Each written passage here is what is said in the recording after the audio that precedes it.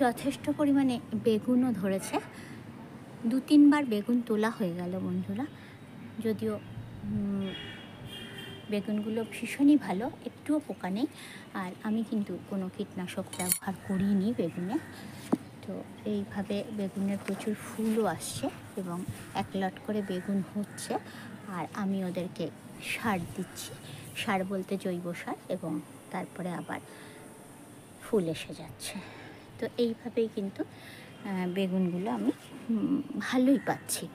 তা আপনারা কিন্তু 2-1টা বেগুন গাছের টবে হলেও করতে পারেন, তাতে করে আপনাদের বেগুনেই তো সবচেয়ে বেশি কীটনাশক দেওয়া হয়, তো আপনারা ভালো বেগুন পেতেই পারেন। আমার সবজি দানাগুলো আস্তে আস্তে বেরোতে শুরু করেছে এবং সঠিক সময় যদি এগুলোকে না লাগাই আর সঠিক পরিচর্যা না করি, তাহলে কিন্তু এদের থেকে আমি কোনো সবজি পাবো না। তো সেই জন্য আমি যত তাড়াতাড়ি সম্ভব এই দানাগুলোকে লাগিয়ে দেব ভাবছি। আপনারাও কিন্তু এই সময় বিভিন্ন সবজির দানা লাগাতে পারেন, আর তার ফল কিন্তু খুব ভালো হবে। এই সময় এই দানা বসাতে গিয়ে আমার হাত থেকে কয়েকটি ধনেপাতাও এখানে পড়ে গিয়েছিল। তো ধনেপাতাও কিন্তু হয়েছে, এই অতি বর্ষাতেও ধনেপাতা কিন্তু হয়েছে। তার মানে আমরা যদি এখন ধনেপাতা চাষ করতে চাই তাহলে কিন্তু করতে পারবো। এখানে পেঁপের দানা বসানো হয়েছিল, পেঁপে গাছ উঠেছে, আর একটু বড় হলে ওকে ট্রান্সফার করে দেবো। তো শীতের ধনেপাতা আমরা কিন্তু এখন থেকে শুরু করে দিতে পারি, তবে বর্ষার জলটা ওকে খাওয়ানো যাবে না, ওকে শেডি এরিয়াতে রাখতে হবে। ভালো লাগার কাছে সকলকে স্বাগত বন্ধুরা। আশা করি আপনারা ভালো আছেন আর আমিও ভালো আছি। বন্ধুরা, শীতের সবজি তথা গরমের সবজি সব একসঙ্গেই আমি কিন্তু লাগিয়েছিলাম। গরমের বলতে ঢ্যাঁড়স, ঝিঙে, এগুলো বর্ষাকালেও চলে, গরমেও চলে, এমনকি শীতেও আপনারা লাগাতে পারেন, সমস্যা কিছু হয় না। সব সবজি এখন সবকালে লাগানো যায় যদি সঠিক যত্ন করা যায়। তো সেই জন্য দেখুন, ঢ্যাঁড়স গাছ উঠেছে, বরবটি গাছ উঠেছে, শিম গাছ উঠেছে, এবং তার সঙ্গে সঙ্গে শসা, ঝিঙে এগুলো উঠেছে। আরও আমার অনেক দানা দেওয়া আছে, চাল কুমড়ো দেওয়া আছে, এবং লতানে বরবটি ও টবে করার জন্য বরবটি দেওয়া আছে।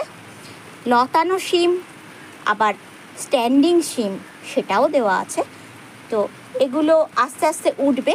এখন আমি এগুলোকে আস্তে করে তুলে ওদের সঠিক জায়গায় বসিয়ে দেবো। এই তোলাটা একটু সাবধানে তুলতে হবে। দেখুন, মাটিতে কিন্তু খুব বেশি জল নেই, সেই জন্য কাদা কাদা করে আপনারা রাখবেন না। কাদা কাদা করে রাখলে এই তোলাটা সমস্যা হয়ে যায়।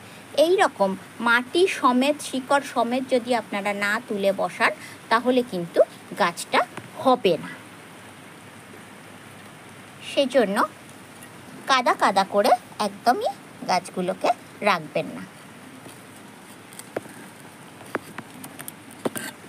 এবার ওদের যে পটে আপনারা বসাবেন, সেটা টবে হতে পারে, প্যারাপিটে হতে পারে, বা আপনাদের নিজস্ব বাগানেও হতে পারে, সেখানে আপনারা বসিয়ে দিন।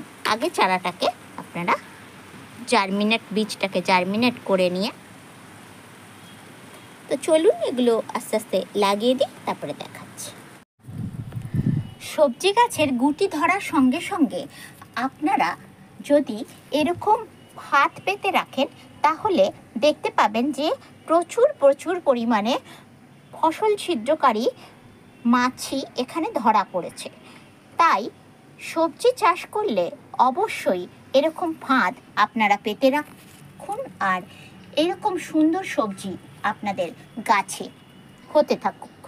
শিম গাছগুলোকে এখানে বসিয়েছি। কোথায় কোন গাছগুলো বসালাম এটা আমি আপনাদেরকে দেখিয়ে দিয়েছি। এখনও প্রচুর দানা ওঠা বাকি আছে, তারা উঠুক এবং আমার যত্নে বড় হয়ে ওরা ফসল দিতে শুরু করুক, আমি আপনাদের আপডেট দিতে থাকবো।